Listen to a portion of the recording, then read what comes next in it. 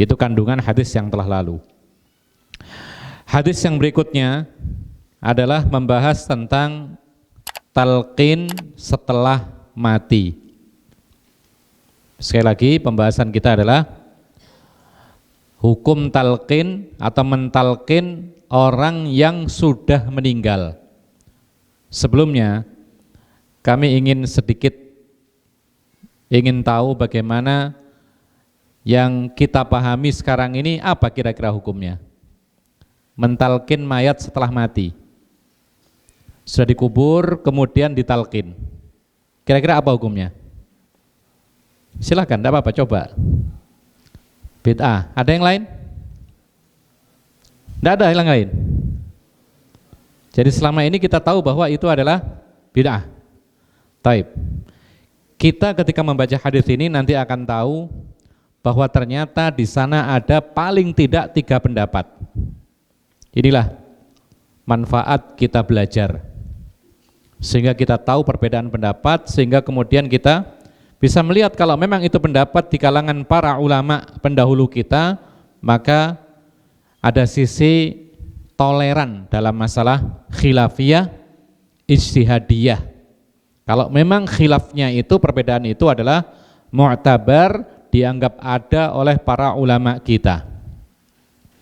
Sekali lagi, paling tidak ada 3 pendapat. Nanti apa saja, insya Allah kita akan terangkan nanti. Kita baca dulu hadisnya. Wa an Dhamrah ibni Habib ahadit tabi'in. Perhatikan kalimat Dhamrah ibnu Habib, salah satu dari kalangan para tabi'in. Berarti generasi keberapa? Generasi kedua sebaik-baik umat. Karena Nabi mengatakan khairun nasi qarni tsummal ladzina yalunahum. Sebaik-baik generasi adalah generasi yang hidup di zamanku, yaitu para sahabat Nabi. Lalu yang kedua adalah generasi yang hidup setelah mereka. Yang kemudian berikutnya, dan generasi yang ketiga yang hidup setelah mereka, itu dikenal dengan istilah tabi'it tabi'in atau tabi'ut tabi'in. Mereka dikenal dengan istilah al-qurunus salasatul mufaddalah, 3 generasi istimewa. Setelah mereka semuanya meninggal dunia, baru kemudian terjadi berbagai macam persisian, perpecahan, dan seterusnya. Nah, dan para ulama sebagian membatasi kaum salaf adalah 3 generasi yang mulia, yang diutamakan dan diistimewakan oleh Nabi yang disebutkan tadi. Nah, sekarang ada sebuah perkataan dari seorang tabi'i. Siapa tadi? Dhamrah ibnu Habib.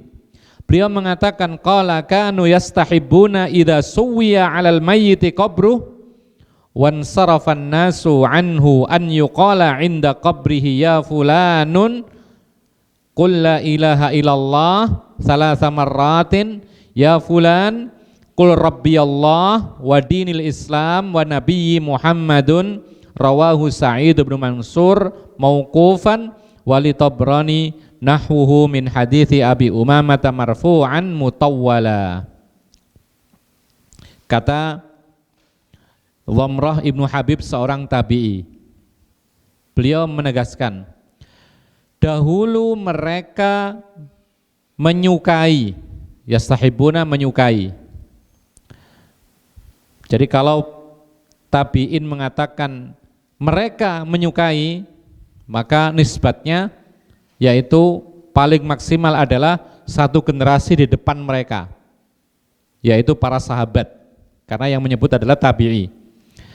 Mereka ini menyukai apabila sudah dikuburkan mayat itu, sebelum manusia pergi dari kuburan, yaitu mereka suka untuk diucapkan di sisi kuburan tersebut. Apa ucapannya? Wahai fulan, katakanlah, ucapkanlah la ilaha illallah. Diulang 3 kali. Jadi diucapkan, wahai fulan, katakan la ilaha illallah. Wahai fulan, katakan la ilaha illallah. Dilanjutkan lagi, ya fulan qul rabbiyallah wa dinil islam wa nabiyyi Muhammad.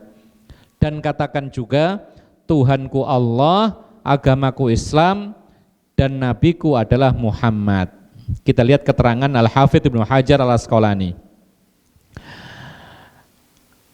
Diriwayatkan oleh Sa'id Ibnu Mansur. Jadi riwayat ini bukan riwayat Bukhari, bukan riwayat Muslim, bukan riwayat Abu Dawud, bukan riwayat Tirmidzi, bukan riwayat Ibnu Majah, tapi riwayat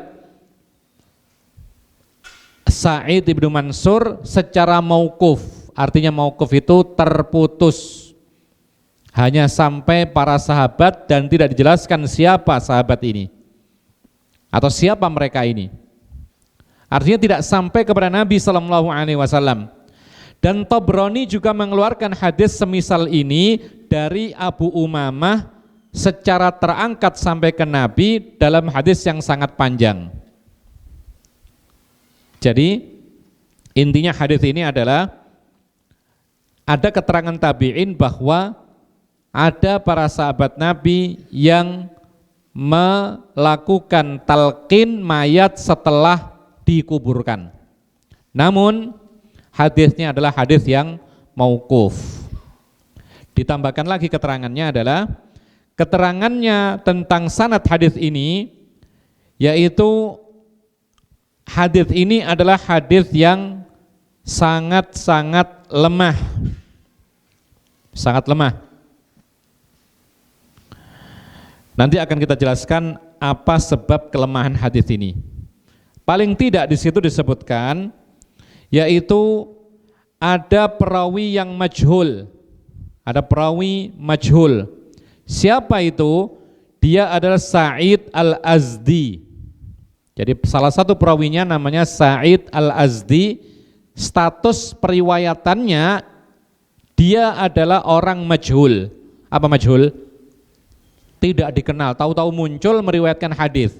Nah, kalau hadis diriwayatkan oleh orang yang majhul, maka hadis itu statusnya bukan hadis sahih, bukan hadis hasan, bahkan bukan dhaif biasa, tetapi dhaifun jiddan. Sangat lemah.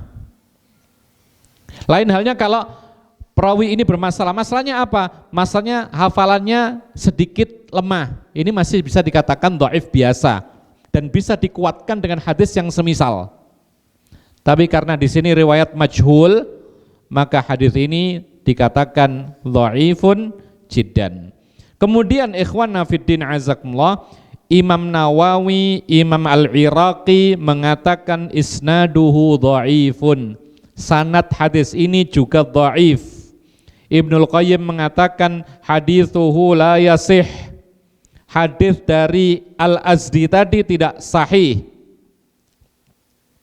Kemudian penulis kitab Tawdihul Ahkam, beliau yaitu Fadilatul Syekh Abdullah Al-Bassam, ya, ini satu qarin atau satu generasi dengan Fadilatul Syekh Muhammad bin Shalih Al-Utsaimin, sudah meninggal dua-duanya. Beliau mengatakan bahwasanya walladzi tarajjaha annal hadits maqtu'un wa mauqufun ala rawihi dhamrah wa huwa tabi'i.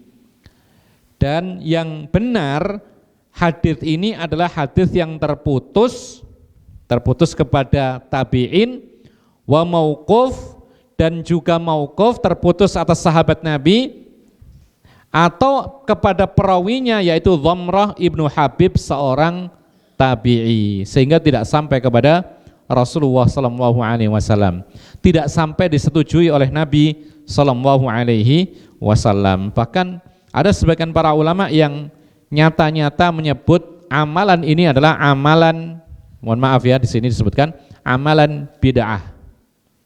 Apa itu? Siapa itu? Beliau adalah Al-Imamus Sun'ani. Imam Sun'ani mengatakan al-amalu bihi bid'atun wa la yaghtarra bi kathrati man fa'alah. Ya, meskipun banyak yang melakukan. Jadi Imam Sun'ani mengakui banyak orang melakukan, tapi itu adalah amalan baru dalam agama dan tidak perlu tertipu dengan banyaknya orang yang melakukan. Karena banyaknya jumlah orang melakukan sesuatu itu bukan ukuran kebenaran. Makanya tidak benar kalau ada orang mengatakan bahwa standar kebenaran itu kalau banyak yang berbuat, ya, atau kalau banyak yang melakukan berarti itu benar. Kita katakan tidak. Justru dalam Al-Quran ada isyarat kadang-kadang yang banyak itu tersesat. Wa in tuti' aktsara man fil ardi yudilluka an sabilillah. Kalau engkau ikuti kebanyakan orang maka mereka akan menyesatkan dirimu dari jalannya Allah. Ya. Wa ma aktsarun nasi walau harasta bimu'minin. Kata Allah Subhanahu wa taala, Allah berfirman, dan tidaklah kebanyakan manusia itu beriman kecuali apa? Kecuali mereka yaitu menyekutukan Allah Subhanahu wa taala. Dan di sini para ulama mengatakan bahwa perintah untuk mengikuti as-sawadul a'dham, ini sebagian orang keliru memahami. Jadi kalau ada perselisihan maka peganglah as-sawadul a'dham. Sawad artinya hitam, a'dham yang lebih besar. Sebagian mengademaskan yaitu mayoritas.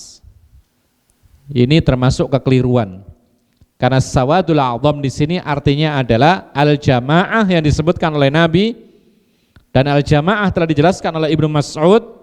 Beliau mengatakan al-jama'atu ma wafaqal haqqa wa in kunta wahdak. Yang namanya jamaah itu adalah ketika sesuai dengan Al-Quran atau kebenaran meskipun saat itu engkau sendirian. Ini yang benar. Jadi tidak ada jaminan mayoritas itu benar dan belum tentu yang sendirian itu salah atau benar. Karena ukuran kebenaran itu adalah sesuai dengan kebenaran. Nabi Muhammad banyak pengikutnya, ya. Bahkan terbanyak umat ini adalah umatnya Nabi Muhammad dari sekian banyak Nabi dan Rasul.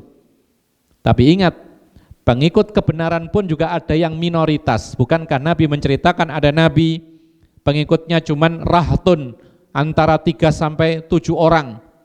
Ada lagi Nabi diutus oleh Allah, ya, itu pengikutnya hanya 1-2 orang. Bahkan ada seorang Nabi diutus oleh Allah di muka dunia, walaisa ma'ahu ahad, tidak ada satupun yang ngikut. Ini Nabi, dapat wahyu, dapat bimbingan dari Allah langsung, dikuatkan dengan mukjizat. Ada saja orang yang tidak ikut, belum lagi memusuhinya. Maka ukuran kebenaran bukanlah mayoritas. Kalau mayoritas itu baik dan mereka di atas kebenaran, ya itu dalil atau itu adalah standar kebenaran. Tetapi kalau mayoritas itu tidak benar, maka bukan standar kebenaran. Bukankah sekarang ini banyak orang yang makan dari usaha yang haram? Bukankah banyak sekarang laki-laki kaum muslimin sholatnya tidak ke masjid? Kalau mayoritas menjadi ukuran, maka ternyata kita lihat ukuran di tempat kita, ya, itu yang lebih banyak atau lebih sedikit sholat di rumah 5 waktu? Di rumah lebih banyak. Kalau seandainya mayoritas itu ukuran kebenaran, maka berarti di rumah lebih bagus. Padahal Nabi SAW berkeinginan keras untuk membakari rumah-rumah orang-orang yang tidak mau pergi ke masjid untuk sholat berjamaah. Kita lanjutkan. Ada baiknya kita baca perkataan Syekhul Islam Ibnu Taimiyah dalam masalah ini, khusus dalam masalah hukum talqin setelah dikubur. Mentalkin mayat setelah dikubur. Kita perhatikan di sini. Beliau mengatakan dalam majmu' fatwanya, wa talqinuhu ba'da mautihi laisa wajiban bil ijma'. Ini perhatikan. Mentalkin manusia yang sudah mati itu tidak wajib dengan kesepakatan para ulama. Artinya tidak pernah ada yang mengatakan wajib. Ya. Jadi kalau ada orang mewajibkan, maka ini adalah perkataan tanpa ilmu. Jadi tidak ada satupun dari sejak dahulu sampai sekarang kalangan ulama lo, ya. Kalau orang awam mungkin nggak tahu sehingga mengatakan ngawur. Oh, wajib itu talqin setelah mati. Makanya sampai kadang-kadang terjadi keributan. Yang satu atau salah satu anak dari mayat itu menghendaki talqin, yang lain tidak menghendaki, maka ribut, memaksakan harus ada, kalau nggak ada nanti nggak selamat orang tuanya. Kita katakan bahwasanya tidak ada satupun orang atau ulama yang mengatakan talqin mayat setelah dikubur itu wajib, tidak ada sama sekali. Dan para ulama sepakat bukan kewajiban. Tidak ada rentetan ilmu fikih tentang pengurusan jenazah di dalamnya ada di antara kewajiban mentalkin mayat setelah dikubur. Tidak ada sama sekali. Ini perkataan Syekhul Islam. Beliau melanjutkan, wala kana min amalil muslimin al masyhuri bainahum ala ahdin nabi wa khulafaihi. Dan juga mentalkin mayat setelah dikubur itu bukan termasuk amalan kaum muslimin yang telah diketahui di antara mereka pada zaman Nabi dan zaman Khulafair Rasyidin. Apa artinya di sini? Pada zaman Nabi tidak pernah ada orang mentalkin mayat setelah mati atau setelah dikubur. Ya. Kemudian Rasulullah meninggal dunia, kaum muslimin dipimpin oleh Khulafaur Rasyidin. Siapa saja?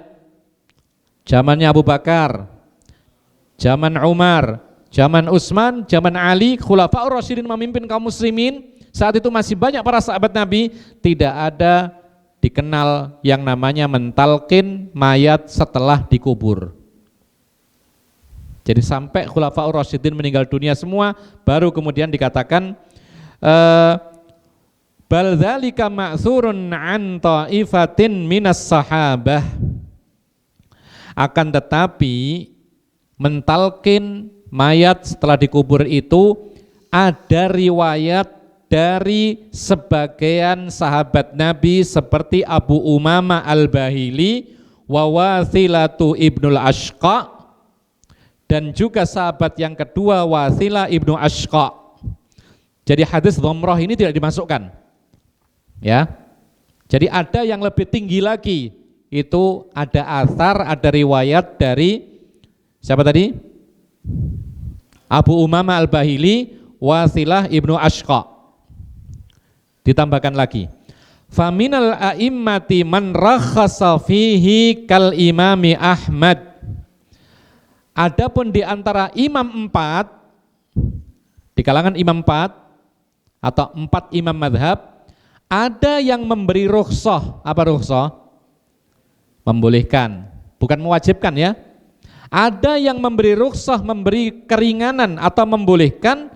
Dia adalah Imam Ahmad ibnu Hambal.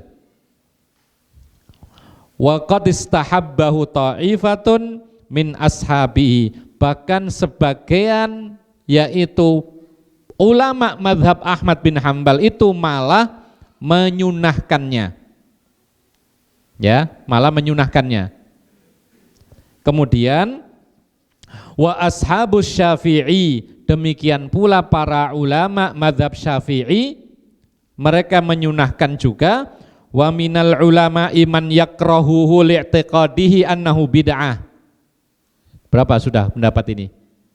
Dan juga di kalangan para ulama ada yang memakruhkannya dengan keyakinan mereka karena itu termasuk bid'ah. Maksudnya makruh di sini adalah karahah tahrim. Ya. Makruh di sini makruh tahrim. Karena ketika Allah SWT menyebutkan tentang keharaman-keharaman, membunuh, berzina dan lain sebagainya, kullu dzalika kana sayyi'uhu 'inda rabbika makruhan. Semuanya itu di sisi Tuhanmu, keburukan-keburukan ini adalah makruh. Apa makruh artinya? Ya? Dalam istilah fikih makruh lawannya sunnah. Artinya lebih baik ditinggalkan. Tapi dalam Al-Quran, dalam kalamnya para ulama seperti ini, kalau disandingkan dengan perkara baru dalam agama, itu maknanya adalah muharram, diharamkan. Jadi ada pendapat yang menyunahkan tadi, ada pendapat yang membolehkan, ada pendapat yang membid'ahkan. Nah kalau seperti ini, maka jangan marah kalau ada yang menyebut itu bid'ah. Dan kalau ada orang yang mengatakan ini sunnah atau ini boleh, kita pun juga harus sadar. Ya, kecuali kalau nggak ada dalil sama sekali, tidak ada perkataan para ulama tentang kesunahannya, tidak ada satupun yang mengatakan ini boleh, lalu dia membolehkan, baru kita katakan oh ini tidak boleh, mungkar. Ya. Kemudian beliau mengatakan lagi, fal aqwalu fihi thalatha, maka ada 3 pendapat dalam hukum mentalkin mayat setelah dikuburkan. Apa saja tadi? Yang pertama, ada yang berpendapat sunnah, yang kedua makruh maksudnya bid'ah, yang ketiga mubah. Dan subhanallah Syekhul Islam Ibnu Taimiyah mengatakan wa hadza a'dalul aqwal. Hadza di sini kembali kepada yang terakhir. Kebolehan ini adalah pendapat yang paling pertengahan. Subhanallah. Mungkin yang baru dengar kaget ya. Kaget enggak? Syekhul Islam mengambil pendapat boleh. Imam Ahmad membolehkan. Sebagian ulama mazhab Imam Ahmad bahkan menyunahkan. Yang enggak ada itu yang mewajibkan. Ya. Yang membid'ahkan ada enggak? Ada. Ya. Di antaranya adalah Imam Shon'ani, itu membid'ahkan. Ma'asyiral muslimin rahimakumullah. Setelah kita mengetahui 3 pendapat ini, pertanyaannya pendapat yang kuat yang mana? Pendapat yang kuat yang mana? Sebelum kita masuk kepada pendapat yang kuat, kita harus mengetahui apa alasan sampai menyunahkan. Apa alasan mereka kok bisa sampai menyunahkan? Ya, bismillah.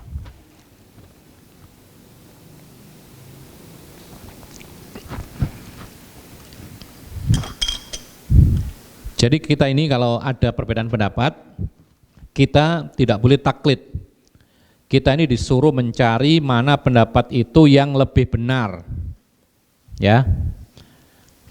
Dan kita tidak bisa memilih yang lebih benar kecuali kita mengetahui masing-masing pendapat serta alasan masing-masing. Karena kita ini orang terpelajar gitu loh, penuntut ilmu. Antum biasa mengaji, membaca bisa, ya, bertanya juga bisa. Jangan puas dengan hanya katanya atau terima jadi pokoknya begini, ya, kata ustadz begini, jangan. Kalau bisa tahu betul apa alasan yang mengatakan A, apa alasan yang mengatakan B, sehingga kita bisa menimbang. Ya, baik. Kita sampaikan apa yang dikatakan oleh para ulama yang mengatakan itu adalah sunnah. Di antaranya adalah bahwa ada sebagian para ulama yang menyatakan hadis Umamah Al-Bahili, bukan yang ini tadi, tapi hadis yang semisal yang panjang dari disebutkan, itu dinyatakan hadis itu adalah hadis yang sahih. Di antaranya yang mengatakan bahwasanya isnaduhu shalih itu adalah Al-Hafidz Ibnu Hajar Al-Asqalani tentang praktek mentalkin orang yang telah meninggal dunia. Hadis Abu Umamah Al-Bahili. Ini yang pertama. Sehingga mereka mengatakan oh ini sunnah karena itu dilakukan sahabat. Ya. Yang kedua, Nabi SAW pernah melemparkan mayat-mayat orang-orang kafir Quraisy di lembah Badar, perang Badar Al-Kubra. Pada tahun berapa? Ada yang tahu? Tahun berapa? Hah? Masa nggak tahu perang Badar? Ini sejarah besar loh ya. Antum mungkin orang-orang yang antum idolakan mungkin mengerti kapan lahir, kapan meninggal. Tapi kadang-kadang peristiwa besar tidak tahu kapan terjadinya. Perang Badar Al-Kubra terjadi pada tahun 1 atau 2 atau 3? Jawabannya 2 Hijriah. Tahun 2 Hijriah. Terjadi perang Badar, kemudian mereka dikalahkan oleh kaum muslimin dengan pertolongan dari Allah Subhanahu wa taala, maka mereka dilemparkan ke sumur-sumur yang memang dijadikan sebagai kuburan mereka. Kemudian Rasulullah berbicara kepada mereka. Rasulullah berbicara kepada para mayat. Bukankah kalian mendapati apa yang dijanjikan oleh Allah? Kami pun juga mendapatkan apa yang dijanjikan oleh Allah kepada kami. Pahala perang di jalan Allah. Lalu Umar Ibn Khattab mengatakan, wahai Rasulullah, ini aneh. Kenapa engkau berbicara dengan orang yang telah mati? Apa kata Rasulullah? Walladzi nafsu Muhammadun biyadih ma antum bi asma'a lima aqulu minhum. Hadisnya riwayat Bukhari. Demi jiwa Muhammad yang ada di tangannya Allah, kalian tidak lebih mendengar daripada mereka saat aku berkata ini. Apa artinya? Mereka sekarang ini mendengar wahai Umar. dari sinilah sebagian para ulama yang menyunahkan talqin setelah meninggal atau setelah dikubur, karena orang yang baru dikubur itu masih mendengar perkataan orang-orang yang hidup. Ini hubungannya, ya. Sehingga apa? Sehingga momen yang penting ini mereka mengatakan, ayo ditalqin lagi, ayo diajari lagi, ayo disuruh untuk menjawab dengan fitnatul kubur yang 3 hal supaya dia benar menjawabnya.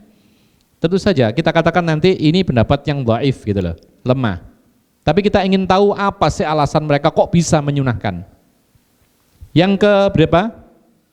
Yang ke 3. Bahwasanya Nabi SAW pernah bersabda di dalam sebuah hadis yang juga muttafaqun alaih. Bukhari Muslim mengeluarkan. Apa itu? Rasul mengatakan innal abda idza wudi'a fi qabrihi wa tawalla anhu ashabuhu fa innahu la yasma'u qar'ani alihim. Sesungguhnya mayat ketika sudah dikuburkan, selesai dikuburkan, maka ketika yang mengantar tadi balik pulang, mayat tersebut mendengarkan langkah-langkah terompa-terompa atau alas kaki mereka yang ngantar. Dari sini juga mereka mengatakan berarti mayat yang baru dikuburkan itu masih mendengar suara-suara dari atas kuburan. Maka mudah-mudahan saja mereka bisa mendengar ketika disuruh qul la ilaha illallah. Seperti tadi disuruh mengatakan qul la ilaha illallah, qul la ilaha illallah, qul la ilaha illallah. Kemudian wahai fulan, katakanlah Tuhanku Allah, agamaku Islam, nabiku Muhammad. Karena mereka mendengar ketika baru dikuburkan. Ya. Kemudian yang berikutnya disebutkan juga oleh para ulama, Nabi ketika selesai menguburkan sebelum balik ke rumah, apa yang dikatakan kemarin? Istaghfiru li akhikum was'alu lahu tatsbita. Wahai kaum muslimin, mintakan ampun kepada Allah untuk saudaramu yang mati ini dan mintakan kepada Allah yaitu supaya dia benar ketika menjawab, yaitu fitnatul kubur. Maka dimintakan saat itu untuk mereka, maka mereka mendapatkan manfaat dari doanya orang-orang yang masih hidup di atas kuburan. Maka saat itu berarti mereka mayat masih bisa menangkap suara-suara orang yang hidup dan mereka belum kembali ke rumahnya. Kemudian satu lagi yang cukup dijadikan pertimbangan pendapat ini atau dalil ini, yaitu Amr ibn al-As pernah berwasiat. Hadisnya adalah hadis riwayat Bukhari. Amr ibn al-As berwasiat, nanti kalau aku mati maka tunggu waktu, ya, jangan langsung pulang selama kira-kira orang menyembelih unta sampai selesai. 1 unta. Setelah itu baru pergilah, nanti kalau aku mati. Jadi kalau aku mati bawa ke kuburan, kuburkan, kemudian tunggu selama kira-kira orang menyembelih unta sampai, bukan disyariatkan menyembelih unta ya di kuburan, bukan. Maksudnya waktunya itu kira-kira orang menyembelih unta beres. Berapa lama kira-kira? Antum kalau nyembelih 1 ekor sapi dikeroyok berapa menit? Hah? Berapa kira-kira? 1 jam? Ya kira-kira 1 jam. Nah, wasiat ini termaktub dalam hadis yang sahih dan wasiat ini tidak diingkari oleh para sahabat yang masih hidup. Ya. Meskipun wasiat ini tidak selaras dengan apa yang dikatakan oleh Nabi dan wasiat ini tidak pernah diwasiatkan oleh Nabi SAW, tetapi tidak ada satupun yang mengingkari. Berarti apa? Berarti paling tidak ini boleh. Para ulama mengatakan, apa tujuannya Amr ibn al-As memerintahkan sahabat-sahabatnya untuk menunggu sampai kira-kira mungkin sejam atau kurang dikit? Para ulama mengatakan ini dengan harapan mayat bisa mendengar apa yang dikatakan oleh orang-orang yang menunggu, karena biasanya mereka menunggu kemudian mendoakan, mendapat manfaat dari orang-orang yang menunggu di atas kuburannya. Nah, inilah kenapa ada yang berpendapat itu adalah sunnah, ya. Nah, Pendapat yang kedua mengatakan boleh, rukhsah. Kenapa demikian? Karena tidak dilarang oleh para sahabat yang masih hidup ketika ada orang yang melaksanakan hal itu saat itu. Jadi ketika tidak dilarang, ketika ada para salaf atau beberapa salaf yang melakukan hal tersebut, mentalkin orang setelah meninggal dunia, kok tidak ada pengingkaran, maka paling tidak hukumnya rukhsah. Apa rukhsah? Boleh. Ya, tidak sampai haram tapi boleh. Taib. Kemudian yang mengatakan hukumnya bid'ah, mereka mengatakan karena ini mengada-ngada, tidak ada pada zaman Rasulullah SAW. Bahkan ada beberapa keterangan sekarang kita sebutkan.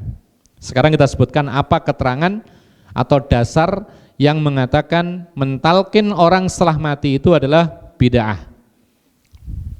Yang pertama, bahwasanya hadis yang disebutkan baik itu hadis Dhamrah, kemudian hadis Abu Umamah Al-Bahili, semuanya ternyata bermasalah. Meskipun Al-Hafidz Ibnu Hajar Al-Asqalani menyatakan isnaduhu shalih, hadisnya Abu Umamah tadi, tapi yang lain bahkan kebanyakan para ulama menyatakan hadis itu adalah hadis yang lemah. Apalagi hadis Dhamrah tadi, kebanyakan mengatakan dhaifun jiddan, bahkan ada yang mengatakan yaitu maudhu', palsu. Kemudian ikhwanna fiddin azakumullah, hadis-hadis tentang talqin setelah mati atau setelah dikuburkan itu kebanyakan para ulama menyebutkan dengan sebutan negatif. Kalau enggak lemah, maka lemah sekali. Ada pula muttaham, tertuduh dusta. Ada pula yang al-maudhu', palsu. Kita bisa sebutkan sebagiannya. Zakaria Al-Ansari dari kalangan ulama mazhab Syafi'i menyebutkan dalam kitabnya Asna al-Matalib bahwa hadis tersebut adalah hadis yang lemah. Ini satu. Demikian pula disebutkan Ibnu Salah ahli hadis, Imam Nawawi, Imam Al-Iraqi, kemudian Al-Hafidz Ibnu Hajar hadis tentang hadisnya Dhamrah tadi, kemudian Imam Sun'ani, kemudian Imam Ahmad. Mereka semua ternyata menyebutkan hadis tersebut adalah hadis yang tidak bisa diterima. Imam Ahmad ketika ditanya tentang talqin setelah meninggal dunia, beliau mengatakan ma ra'aitu ahadan illa ahla syami hina mata Abul Mughirah. Ini yang menjadikan sebagian mereka mengangkat bahwa ini adalah boleh atau sunnah. Kata Imam Ahmad, aku tidak pernah melihat seorang pun yang melakukan talqin setelah meninggal dunia kecuali aku dapati penduduk negeri Syam memperlakukan ini tatkala yang meninggal adalah Al-Mughirah, sahabat Al-Mughirah Ibnu Syu'bah. Diperlakukan demikian oleh penduduk negeri Syam. Dan saat itu tidak ada yang mengingkari. Kemudian Imam Ibnul Qayyim mengatakan anna haditsat talqin ba'dal mauti la yashukku ahlil ma'rifati fi wad'ihi. Ibnul Qayyim mengatakan bahwasanya hadis tentang mentalkin orang setelah mati tidak diragukan oleh orang-orang yang ahli hadis tentang kepalsuannya. Kemudian waqala al-Haythami, Ibnu Hajar al-Haythami mengatakan fi isnadihi jama'atun lam a'rifhum. Di dalam silsilah sanadnya ada banyak sekali perawi yang aku tidak kenal. Padahal Imam Al-Haythami ini ahli dalam hadis. Kemudian juga sampai-sampai para ulama masa kini itu nyata-nyata menyebut amalan ini bid'ah. Kalau sebelumnya Imam Sun'ani menyebutkan amalan bid'ah, Syekh Muhammad bin Shalih Al-Utsaimin mengatakan talqinul mayyiti ba'da dafni lam yasihhal haditsu fihi fayakunu minal bid'ai. Ini nyata-nyata menyebut mentalkin mayat setelah dikuburkan tidak ada satupun hadis yang sahih, maka amalan tersebut termasuk bagian daripada al-bid'ah. Al-bid'ah itu jamak dari bid'atun. Apa artinya? Ya perkara yang baru dalam agama yang dibuat-buat, seperti yang disebutkan oleh beliau dalam Syarah Mumti' juz 5 halaman 364. Kesimpulannya ikhwan, sebelumnya lagi dikuatkan lagi oleh hal yang lain, disebutkan oleh para ulama bahwa sebagian orang menganggap talqin setelah mati itu dengan dasar laqinu mautakum la ilaha illallah. Talqinlah orang mati kalian dengan la ilaha illallah. Ini sudah kita bahas dulu. Ini salah makna. Karena mauta itu jamak dari mayit, tapi maksudnya mayit di sini adalah al-muhtadhir, man sayamut, orang yang hendak meninggal dunia, sebelum meninggal dunia. Jadi kita mentalkin itu adalah sebelum meninggal dunia, ini yang lebih tepat. Kenapa demikian? Karena Nabi SAW begitulah melakukannya. Datang ke seorang Yahudi ketika sakit parah, kemudian disuruh mengucap la ilaha illallah. Suatu ketika berhasil dia mengucapkan la ilaha illallah, maka dia mati dan sudah Islam. Rasulullah juga datang kepada pamannya sendiri yang sakit parah saat itu. Siapa? Abu Thalib. Kemudian dikatakan qul la ilaha illallah. Ini talqin yang benar. Wahai pamanku, ucapkan la ilaha illallah. Paman yang lain mempengaruhi, jangan. Tetap saja kamu dalam agamamu, agama nenek moyangmu. Terus Rasulullah mendakwai demikian, katakan la ilaha illallah, ini talqin yang benar. Kemudian dihalangi oleh paman yang lain, maka akhirnya meninggal dunia tidak mengucapkan la ilaha illallah, maka dia termasuk penduduk neraka. Inilah yang diucapkan atau yang dilakukan oleh Nabi SAW mentalkin, yaitu sebelum meninggal dunia. Kita skors untuk adzan, setelah itu kita lanjutkan lagi. Silahkan. Allahu a'lam. Kita sambung kembali. Kesimpulan dari hukum mentalkin mayat setelah dikubur adalah para ulama sepakat bukan termasuk kewajiban. Ini sepakat. Karena tidak ada satupun yang mengatakan wajib. Ya. Jadi kalau yang mengharuskan ini perlu dikoreksi. Kalau ada orang mengharuskan, harus, kalau tidak maka enggak bagus atau enggak benar atau enggak selamat mayatnya. Ini enggak sesuatu yang enggak benar kalau seperti ini. Jadi mentalkin mayat setelah dikuburkan, para ulama sepakat bukan merupakan kewajiban. Tetapi para ulama berbeda pendapat, hukumnya menjadi 3 pendapat yang masyhur. Dan 3 pendapat ini disebutkan oleh siapa tadi? Syekhul Islam Ibnu Taimiyah dalam Majmu' Fatawanya. Pendapat yang pertama mengatakan sunnah. Dengan dasar-dasar yang disebutkan tadi, diantaranya adalah amalan sebagian sahabat yang sebagian para ahli hadis mengatakan itu adalah sahih. Ini pendapat yang pertama, menyatakan sunnah. Pendapat yang kedua mengatakan apa tadi? Bid'ah. Ya. Karena ternyata diteliti kembali hadis-hadisnya semuanya dhaif, bahkan dhaif jiddan, bahkan ada yang menyatakan hadisnya palsu. Bahkan juga bertentangan dengan sunnah Rasulullah yang melaksanakan talqin itu sebelum meninggal dunia. Di antaranya ketika datang kepada Abu Thalib, kepada orang Yahudi dan seterusnya.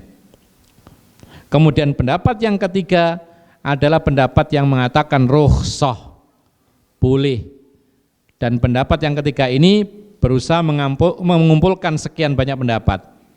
Ya, akhirnya sudah rukhsah saja. Yang melakukan silakan, yang enggak ya enggak. Ya. Lana amaluna walakum a'malukum. Amalan kami buat kami, amalan kalian bukan buat kalian.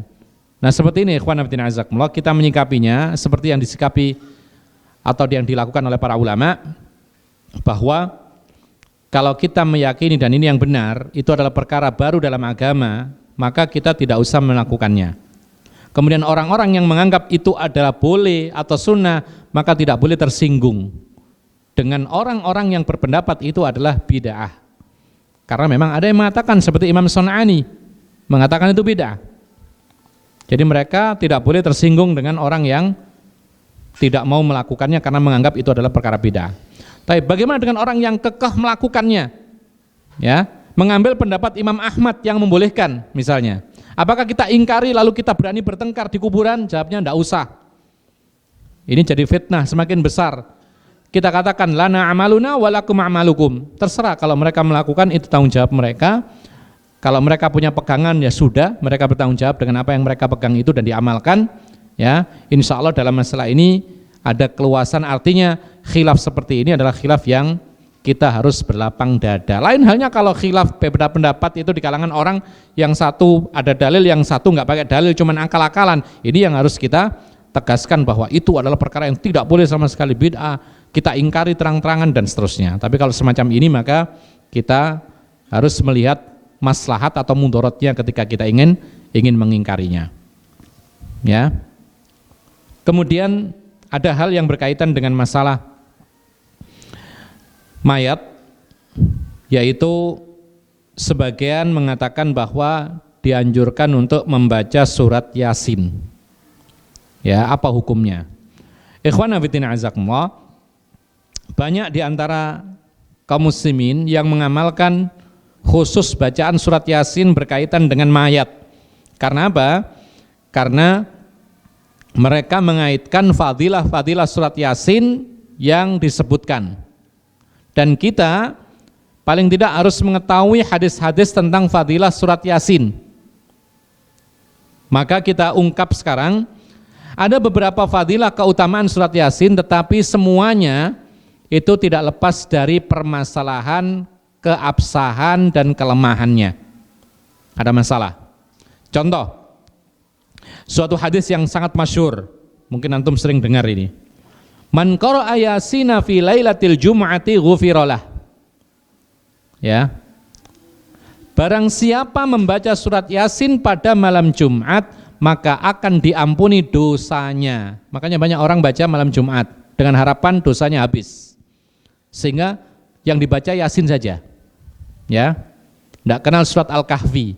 Padahal surat Al-Kahfi sahih hadisnya dibaca di malam Jumat atau di hari Jumat. Ya kan? Diselamatkan dari fitnah Dajjal dan semisal. Tapi yang dia tahu bahwasanya surat Yasin menghapus dosa. Padahal hadis ini tentang surat Yasin tadi, di dalam silsilah perawinya ada perawi bernama Aghlab ibnu Tamim wa huwa mungkarul hadis. Aghlab ibnu Tamim ini hadisnya mungkar. Jadi kalau dia meriwayatkan hadis, segenap para ahli hadis rame-rame membuang, mengingkarinya. Karena dianggap apa? Dianggap hadis ini hadis yang palsu. Sehingga banyak para ulama menyebut hadisun maudhu, hadis ini adalah hadis maudhu, palsu. Ini satu. Dua, ada lagi hadis yang tidak kalah terkenal. Man qara'a Yasina fi lailatin asbaha maghfuran lah. Barang siapa membaca surat Yasin di malam hari, jadi semalam atau dalam malam sebelum tidur baca surat Yasin. Surat Yasin banyak enggak kira-kira? Atau lama enggak bacanya? Berapa menit kira-kira kalau kita baca biasa? Paling cuma 10 menit, ya kan? Beberapa halaman itu. Nah, barang siapa membaca surat Yasin pada suatu malam, maka dia akan diampuni dosanya sampai pagi. Masya Allah, enak sekali. Ya. Tetapi ternyata hadis ini adalah hadis maudhu'. Hadisnya hadis palsu. Kenapa demikian?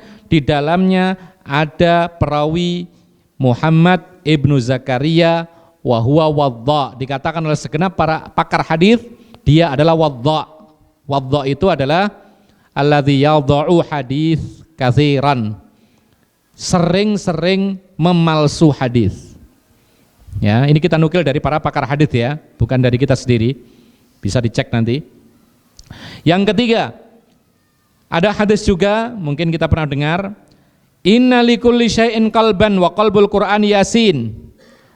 Faman qara'a Yasin kutiba lahu bi qiraatiha qiraatul Qur'ani asyra marratin.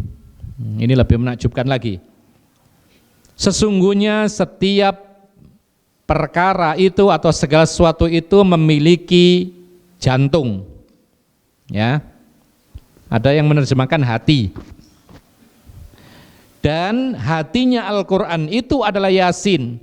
Barang siapa membaca surat Yasin, maka dicatat oleh Allah membaca sekali surat Yasin itu sama dengan membaca Al-Quran khatam 10 kali.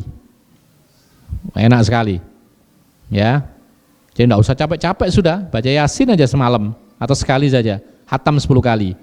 Tapi ternyata hadis ini adalah haditsun dhaifun jiddan, sangat-sangat lemah.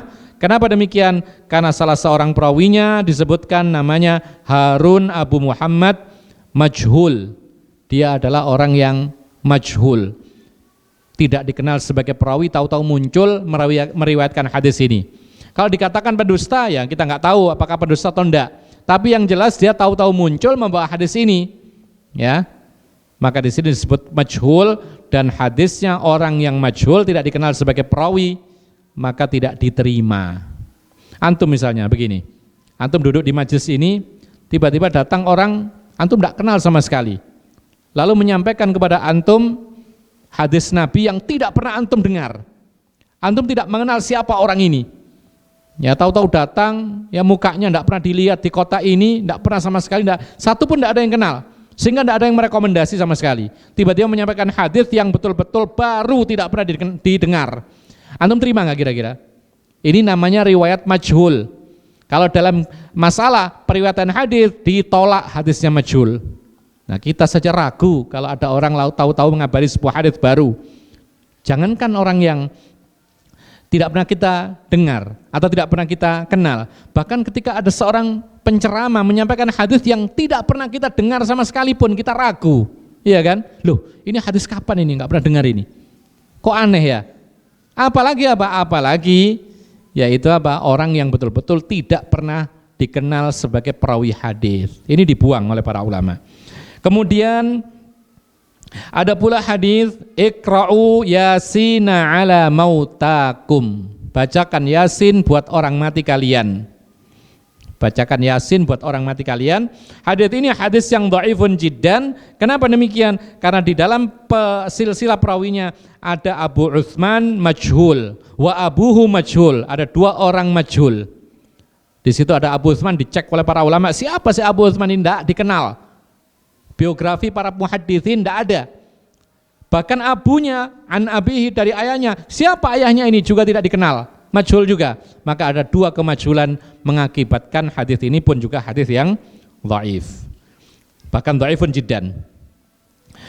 Kemudian yang berikutnya, yang keberapa ini? Yang kelima, ya. Ma min mayyitin, ini hadis juga tentang fadilah surat Yasin, tapi tidak sahih. Ma min mayyitin yamut fayuqra'u indahu Yasin illa hawwanallahu alaihi. Ini yang kelima.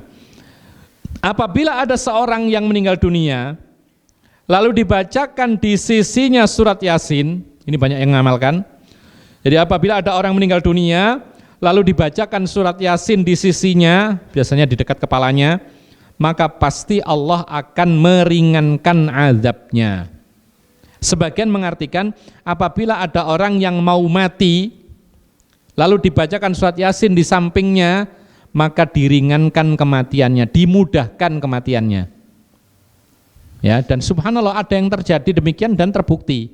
Tapi kita katakan bukan berarti kemudian ini menunjukkan kebenaran hadis ini. Barangkali saja Allah mentakdirkan kematian itu mudah, kebetulan dia bacakan surat ini, padahal hadisnya adalah hadis yang maudhu'.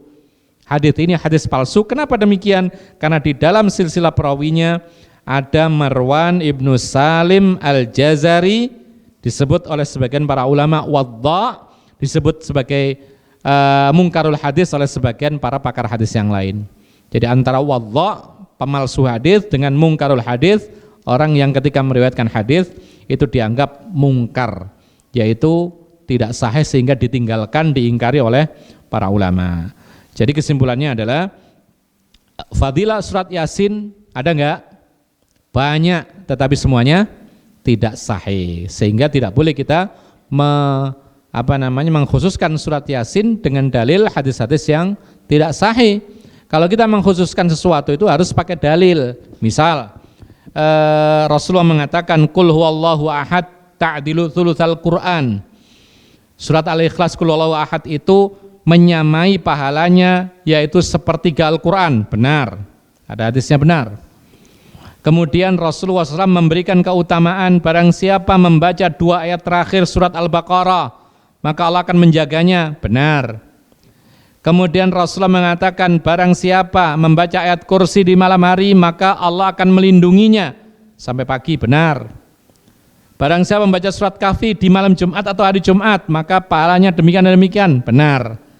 Tapi yang lain-lain yang tidak benar tidak boleh diamalkan atau tidak boleh dikhususkan. Ini yang bisa kita sampaikan, mudah-mudahan bermanfaat, dan apabila ada yang bertanya kami persilahkan. Ya.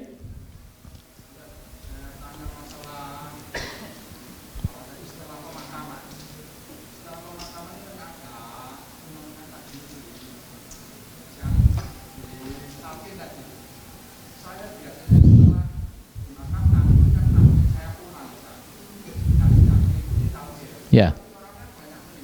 Ya.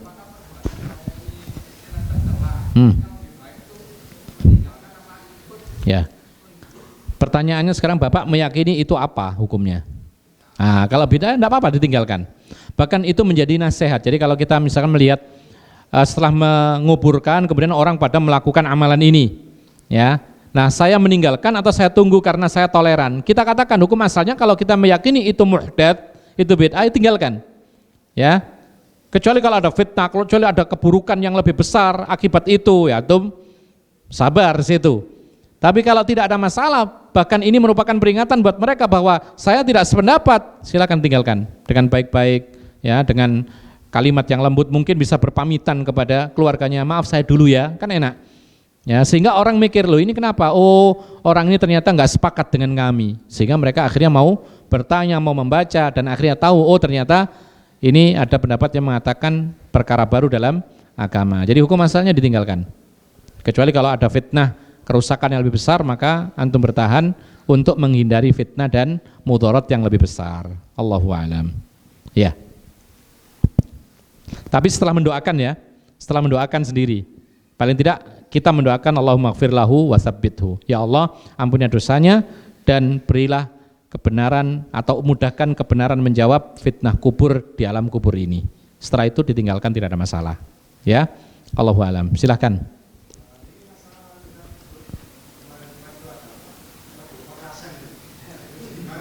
Iya. Salat. Kenapa? Oh ya, salat Rebu Wekasan. Ya. Rebu Wekasan itu adalah Rebu terakhir di bulan apa? Safar atau Safar. Kemarin sudah lewat, sekarang hari apa ini? Hari Sabtu. Ya kan? Itu ada amalan-amalan. Di situ memang ada dasarnya, tetapi dasarnya adalah palsu. Maudhu. Ya. Jadi ada hadis bahwasanya malam Rebu terakhir atau Rebu terakhir dalam bulan Safar itu akan turun balak sekian ratus ribu. Maka lakukan ini, doa ini dan semisalnya. Tapi hadisnya palsu. Nah seperti ini kita tidak bisa lapang dada dalam masalah ini ya. Lain lagi dengan masalah tadi. Jadi kalau seperti ini kita katakan ini adalah perkara baru dalam agama dan tidak perlu diamalkan, dan kita kalau bisa ya terang-terangan menyampaikan dengan bahasa yang bagus bahwasanya ini adalah termasuk perkara yang baru dalam agama, mengada-ngada dan tidak ada dasarnya karena semua hadis tentang hal ini adalah hadis yang palsu. Ternyata ketika dicek oleh para ulama ternyata bersumber dari sebuah hadis, periwayatnya adalah orang-orang sufi tanpa ada sanadnya, tidak ada silsilahnya sama sekali. Biasa orang-orang sufi kadang-kadang begitu, yaitu apa? Melamun, meditasi, tirakat, kemudian dapat bisikan gitu loh. Di antaranya ini. Jadi seperti ini tidak boleh kita lakukan. Allahu a'lam. Ya. Ada yang lain? Silakan. Assalamualaikum warahmatullahi wabarakatuh, Ustaz. Waalaikumsalam warahmatullahi wabarakatuh. Maaf, mau tanya satu, bisakah sholat sunnah qobliyah subuh diqodho? Dua, ketika sholat wajib apakah kita makmum bisa baca sholawat kalau selesai baca Al-Fatihah sambil tunggu imam selesai baca surat kedua? Tiga, bagaimana caranya agar sholat kita khusyuk? Mohon penjelasannya, Ustaz. Waalaikumsalam warahmatullahi wabarakatuh. Assalamualaikum warahmatullahi wabarakatuh.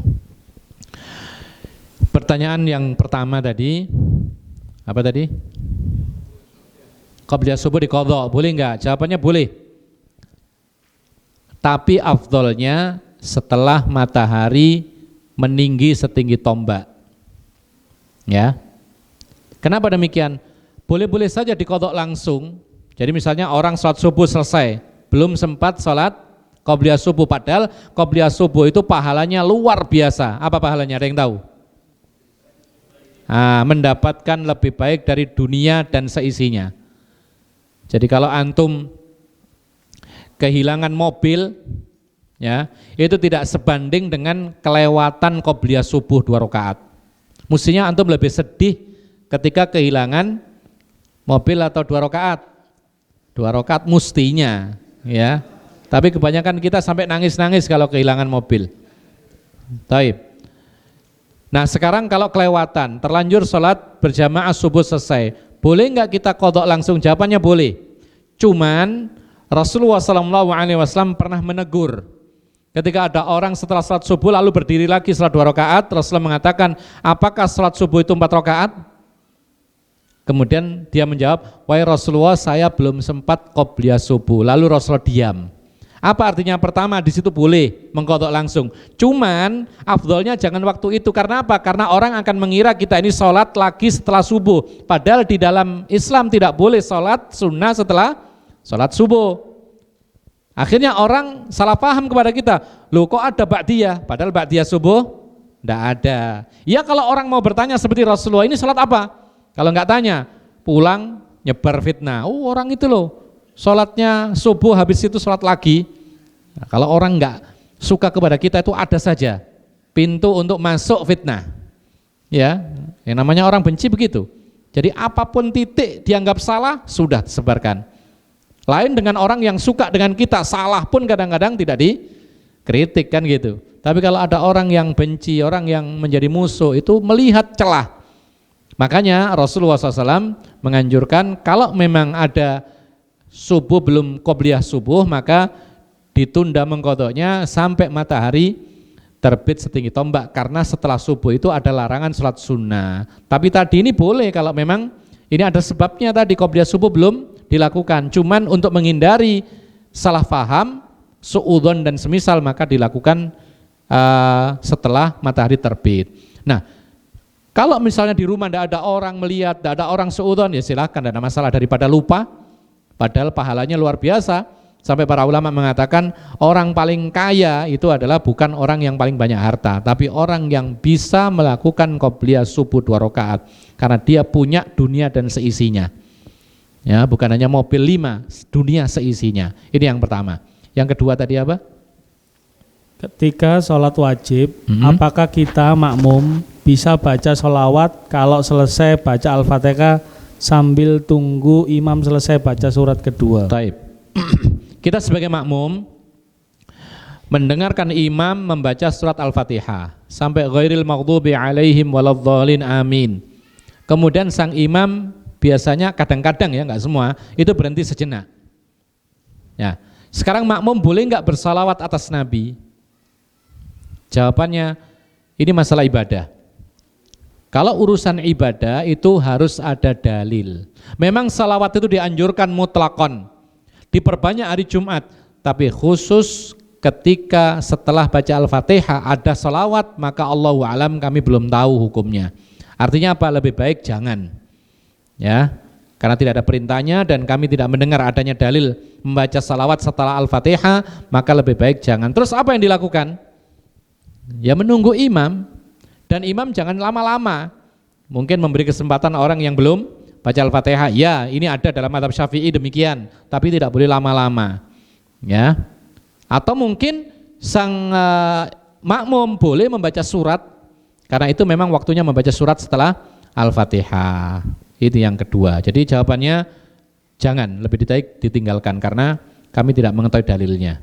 Yang kedua. Yang ketiga, terakhir, bagaimana caranya agar sholat kita khusyuk? Wah ini muhadharah ini. Ya, tidak mungkin 1 menit. Tapi kita kasih poin muqaddimah saja. Khusyuk itu didapatkan dari segala macam perkara penyebab. Ada ikhtiar. Yang pertama ikhtiar dari diri kita, ya. Ini sholat jamaah ya. Lalu yang kedua ikhtiar dari tempatnya juga. Lalu yang ikhtiar yang ketiga dari sang imam itu harus ada. Jadi pribadi kita ada ikhtiar, tempat kita dipersiapkan bagaimana supaya khusyuk, kemudian sang imam pun juga demikian. Dari diri kita persiapan. Jadi kalau bisa azan, tinggalkan semua aktivitas dunia. Ya. Langsung wudu, sholat 2 rakaat, mungkin sholat tahiyatul masjid, mungkin sholat sunatul wudu atau qobliyah kalau memang ada qobliyahnya. Setelah sholat 2 rakaat, kita ke masjid, ya, sholat yang disunahkan mungkin tahiyatul masjid. Setelah itu masih menunggu imam, duduk berzikir, baca Quran sambil mempersiapkan diri sebentar lagi melaksanakan kewajiban. Maka orang seperti ini ketika dikumandangkan iqamat dipastikan dia lebih khusyuk daripada orang yang lari-lari masbuk, iya kan? Antum ketika mendengar iqamat lari-lari sampai masjid, Allahu Akbar, baru membaca alhamdulillahirabbil alamin, Allahu Akbar, akhirnya nggak ada khusyuk. Tapi kalau persiapan betul, insya Allah lebih khusyuk. Yang berikutnya dari kita untuk menambah kekhusyuan, persiapkan yaitu jangan sampai kondisi badan kita tidak mendukung khusyuk. Apa itu diantaranya? Bersih badan kita, kalau bisa wangi, pakaian kita tidak ada hal-hal yang mengganggu. Kalau bisa pakaian ini memang untuk sholatnya.